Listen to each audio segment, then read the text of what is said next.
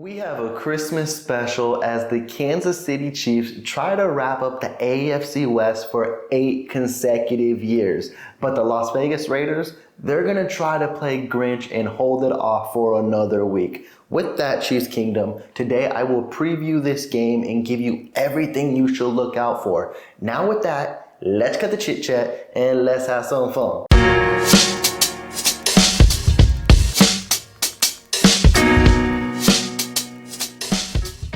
'Tis the season as the NFL season is quickly wrapping up as we literally only have 3 games remaining as the Las Vegas Raiders come into Arrowhead and take on the Kansas City Chiefs and have a new chapter to the rivalry. And the Raiders, they're feeling themselves. They had an impressive outing last Thursday where they hung 63 points on the Chargers, and they hope they can carry that into Christmas Day as the Kansas City Chiefs, they look to wrap up the division for 8 consecutive years. Today, I will preview, of course, the offense taking on this Las Vegas Raiders defense, and then transition that to the Kansas City Chiefs defense taking on this Las Vegas Raiders offense.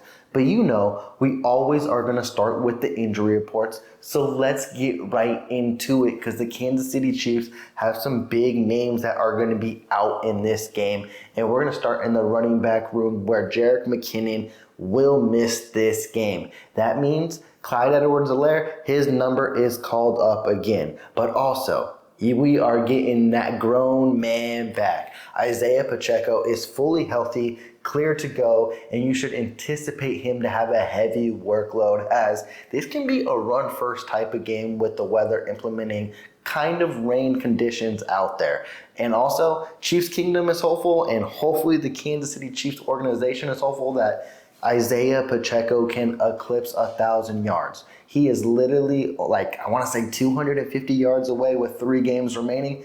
It's possible, but you gotta feed that grown man. And then it's also going to be fun to see how CEH can transition last week, where he had a phenomenal last week and making plays I didn't even think he was capable of making. Expect to see him get involved and get some snaps out there too. He looked like a good receiving back last year. Shoot, that's what the Kansas City Chiefs drafted him for. And if he can be a reliable receiving back, get him in the game and let him make some plays. Now, still sticking on the offensive side of the ball, we're going to zone in on the offensive line. And Donovan Smith, yet again, will miss another game. But it hasn't been a drop-off. Honestly, they may have got better at that left tackle position with Wanya Morris, and he may be the left tackle of the future for the Kansas City Chiefs. And if you ask me, if Donovan Smith is even healthy in these next 3 games or going into that playoff stretch, I think Wanya Morris is your starter for the rest of the year, and the Kansas City Chiefs are really going to find out what they have there. And knock on wood, maybe without any injuries happening, I just don't see Donovan Smith getting back into that role, and I really believe Wanya Morris has earned the right to be the left tackle, at least for the rest of this year.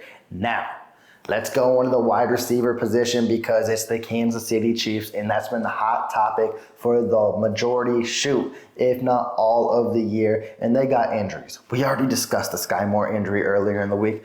Well, Kadarius Toney is also out this week, and Chiefs Kingdom, they are hoping to get their Christmas present unwrapped with Justin Ross because we have been waiting. We have been hopeful for this dude to get good looks, good snaps, and good production. Now, yes, he had an unfortunate situation which got him suspended, but we got 3 games remaining, and with Kadarius Toney out, with Sky Moore out, those snaps gotta go somewhere. In Chiefs Kingdom, they're zoning in on Justin Ross, and he may get some snaps, but I think he's not the right guy to zone in on. I think you gotta zone in on Richie James.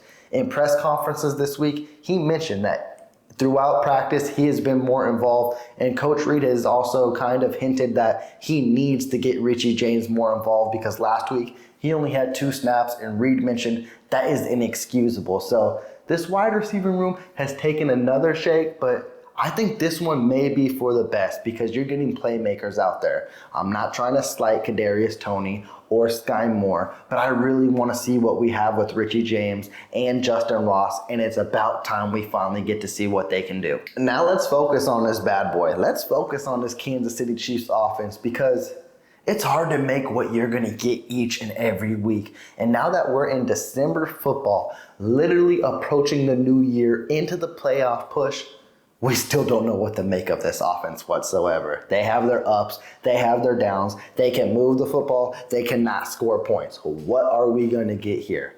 I'm hoping we get a motivated, determined offense that knows that, hey, the AFC West can literally be wrapped up here, and then all you need to fight for is that number 1 seed. You literally can lock up your playoff spot on Christmas Day. That means Patrick Mahomes, the offense, you need to execute. You need to play mistake-free football. And that is something we have not seen consecutively from this offense week in and week out. I would love to go into a game and finish a game where there was no turnovers, where there was no miscues. And if that can happen in this game, the Kansas City Chiefs can walk out with a victory. And it all starts with Mahomes, and then it all starts with the receiving core. But as I mentioned, week in and week out, thing that will make your life so much easier. Coach Reed, listen to me. Run the damn ball. Now that you got a healthy Isaiah Pacheco and it looks like you got a legit healthy Clyde Edwards-Helaire, you can control and manage a game running it. Do it. Like literally. You have question marks all around the receiving core and sometimes even in your tight end position with your star receiver and Travis Kelce being doubled if not triple team. One thing teams don't zone in on you is the running game. It's not because they don't respect it. I think they don't respect that you will call it. And that's when you need to be like, okay, let's run heavy. Because if you do that, it's going to throw defensives off. And not just the Las Vegas Raiders.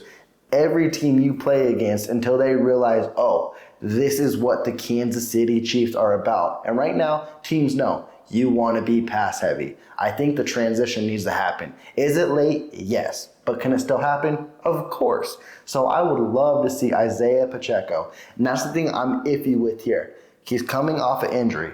Does literally Coach Reed just have Isaiah Pacheco stick his foot in the pool with short snaps? I really hope not. I really hope he lets that grown man go out there and do his thing and dominate it. Control the clock, run the ball, and then Mahomes, he will find his guy. And one of these receivers will go off. And when you look at the receiving core, you got a young stud in Rashee Rice, who surprisingly, we've seen him get better each and every week. He's literally getting 8 to 10 targets each and every week. It's surprising to say the dude literally can get 1,000 yards this year. That is nuts. He should be nominated for Rookie of the Year candidates. I know he probably won't get it because you got receivers like Puka Nacua out there. But what Rashee Rice has done is nothing short of amazing because everyone has been bashing this receiving core, but we still got a young stud out there who can be literally a future wide receiver number 1. And if the Kansas City Chiefs focus on the run, Rashee Rice, Travis Kelce, and I'm looking out for guys like Richie James in this game. I believe Richie James is going to have at least 5 targets, and I believe he's going to make a play on one of those. This should be a fun game, but the Kansas City Chiefs just got to play smart football on the offensive side of the ball. Now when you transition onto the Kansas City Chiefs defense taking on this Las Vegas Raiders offense, you would really think, it's no concern. The Chiefs defense has played top 5 all year, and the Las Vegas Raiders offense struggled. Pause. Because in the last matchup, the Raiders offense started fast and furious, and Aiden O'Connell was moving the ball. Josh Jacobs was running the ball, and this defense struggled. Now, did they correct some things, and then did they look brilliant in the second half? Yes, but it still doesn't leave me concerned. And then you got a Raiders team that is very, very motivated coming off of last Thursday against the Chargers when they hung 63 on them. Now, I'm not going to be like the Raiders are going to do that against us. The Kansas City Chiefs are not the LA Chargers. It won't happen. But also, you got to respect the talent that the Las Vegas Raiders oppose on their offense. Aiden O'Connell has been a really good game manager, and he's still got weapons like Devontae Adams. They will be missing their young tight end in this game, but he's got Hunter Renfrow. He's got Jacoby Myers, who was making phenomenal catches in the first matchup where he was covered very, very well, but still balling out. And then you got to stop the run. And that's something the Kansas City Chiefs have struggled with this year. But they elevated oh man, I forgot his name. Why did I do that? Y'all know, the defensive tackle, Mike Pennell. There we go. Whew, I thought I was going to struggle. We're going to have to go over that. But they elevated Pennell, who's a run-stuffing defensive tackle. I expect that to happen again. And I expect them when you're in December and January to transition into, hey, stop the run. Because teams are going to try to eat you up and manage the clock. It's something the Kansas City Chiefs have to do. You can't let Josh Jacobs run wild on you. And then, as I mentioned, the defense has been playing really, really well this year, exceeded my expectations. But one thing that has been very, very underwhelming is get the turnovers. You really need to. There's been a lack of fumbles. There's been a lack of interceptions. I would just love to see the ball come back to the Kansas City Chiefs and give this offense a chance to put up points. It's the season for giving. Let the Raiders throw some picks to either McDuffie. Let's get him his first one. L'Jarius Sneed leads the team with interceptions, but it's only 2. That shows you how low the interceptions have been on this team.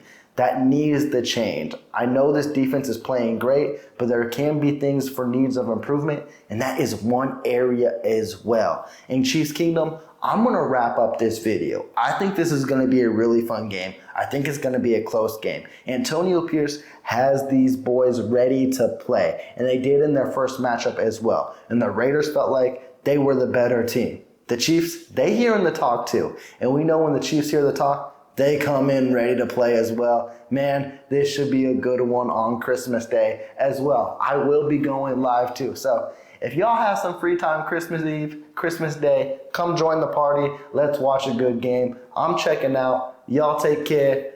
Peace.